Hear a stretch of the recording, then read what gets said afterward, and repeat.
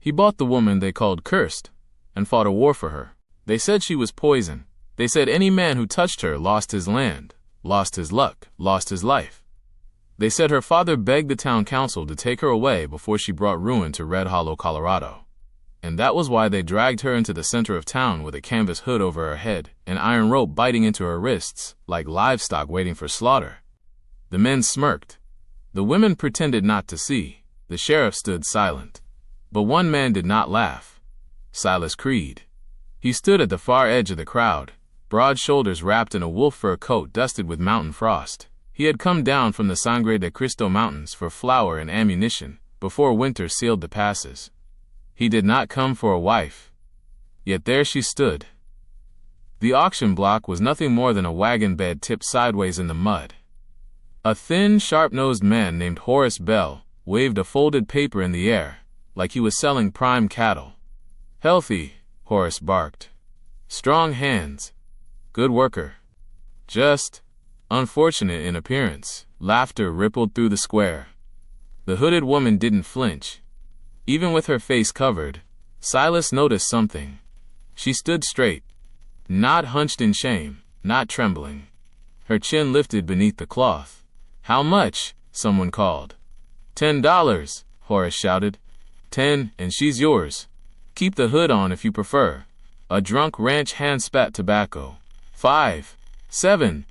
Need someone to scrub floors. They spoke about her, as if she were a broken plow. Silas felt something tighten in his chest. He had seen battlefields, seen graves dug too shallow, seen widows beg for bread. But this felt worse. He stepped forward. 20. The word sliced through the noise. Heads turned. Horace blinked. 20, Creed? You ain't even seen her face. I'm buying labor, Silas said evenly. The woman's fingers tightened at her sides when he spoke. 30, Silas added, before anyone else could speak. Silence. No one matched it. Coins hit the wagon bed with a heavy metallic clink. Sold, Horace grinned. She's yours, mountain man. Don't come crying when you see what's under that hood. Silas climbed onto the wagon. He untied the rope. He did not remove the hood. Walk, he said quietly. She stepped down beside him. They left Red Hollow beneath a sky the color of cold steel. No one tried to stop them. No one wished her well. The mountain cabin. The ride north was long and silent. Snow deepened as they climbed. The town disappeared behind them like a bad memory. "You can take it off," Silas said at last. "No one's watching." She didn't answer.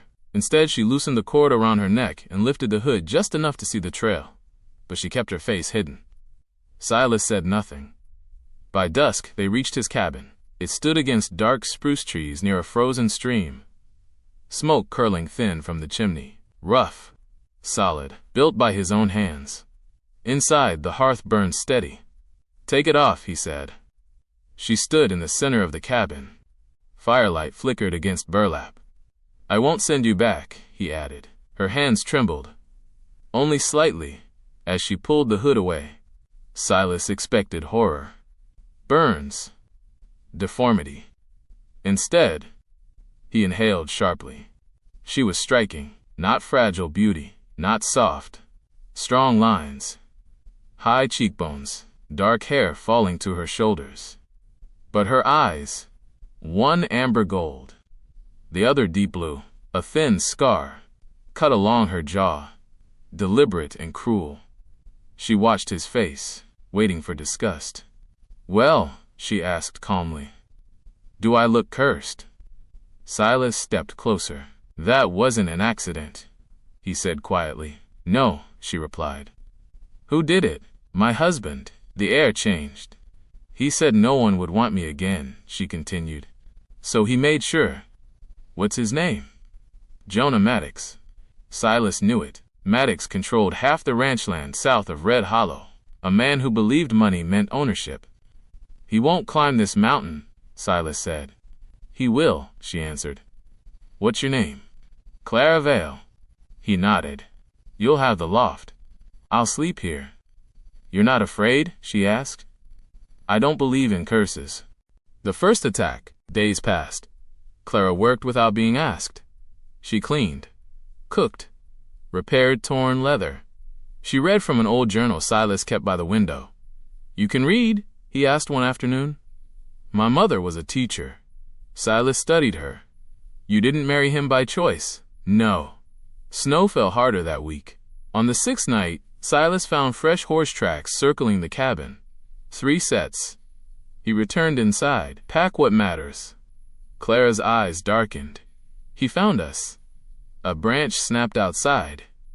A voice called through the trees. "Clara!" "Jonah Maddox." Silas grabbed his rifle. The door shook under a heavy blow. "Come home," Maddox shouted. "You belong to me," Clara whispered. "I was never yours." Gunfire exploded through the window. Silas fired back.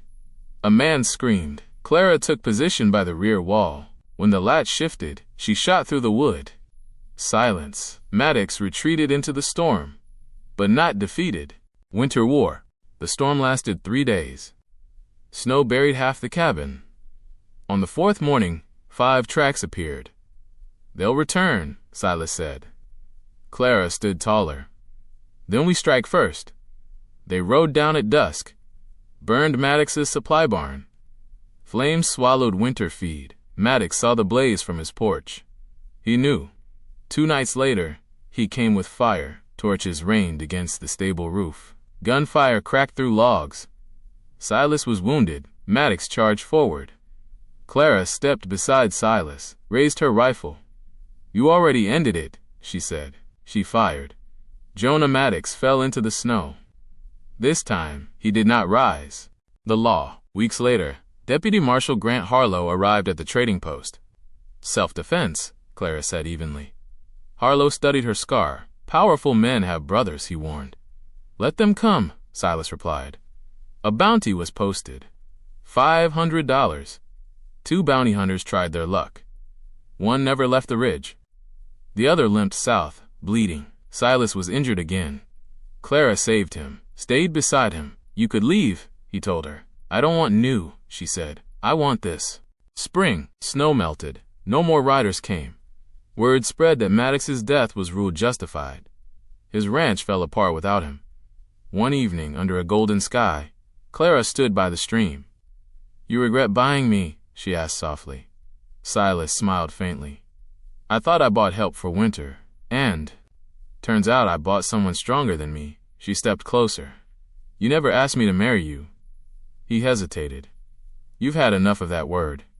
"With the right man," she said, "it means something else." Under open sky and mountain wind, they made a promise. No preacher, no ownership, only choice. Years later, travelers spoke of a mountain couple in the high country. A tall man who listened, a woman with mismatched eyes, who shot straighter than most men. They said she rode through town once, scar uncovered, daring anyone to call her cursed. No one did. Silas once believed he rescued a broken woman, but she had never been broken. She had been waiting.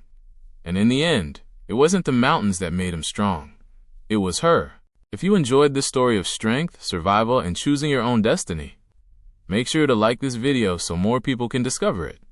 Share it with someone who loves powerful Western tales. And don't forget to subscribe to the channel for more cinematic frontier stories every day. Out here in the wild, only the strong survive. And sometimes, the strongest are the ones they tried to silence. That was a gripping, cinematic piece of frontier